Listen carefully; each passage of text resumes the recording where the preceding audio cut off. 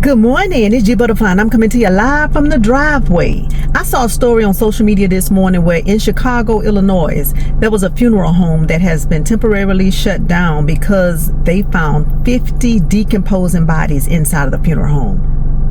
When I heard that, I was like, oh my God, but this is how they found out about it. There was a family who I'm assuming they picked up the body, and I guess they chose a different funeral home. So the other funeral home called them to say, hey, you know, this is whatever funeral home, we'll come in to pick up Joe Blow.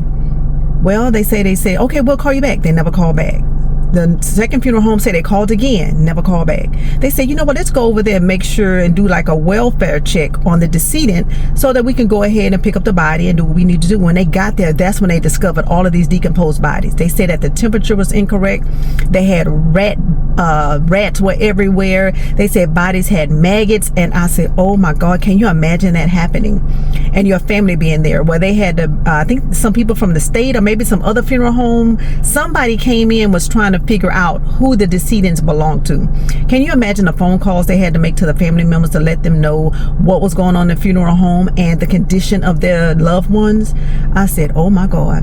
Well, I think it was a lady. I could be wrong, but y'all check it out. It's all over social media. I cannot imagine being a family member and getting that type of call telling you what is going on at this funeral home, and they're trying to figure out who some of these decedents belong to because the paperwork was not in order. I said, oh my God. I feel so bad for the family members who have decedents there. But 50 decedents, I wonder why didn't a family inquire sooner? Because that's a lot of bodies for one funeral home. At least I would think so.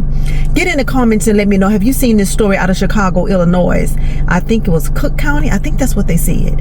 And they have 50 bodies that are decomposing in the funeral home. All right, well, you know what I got to do.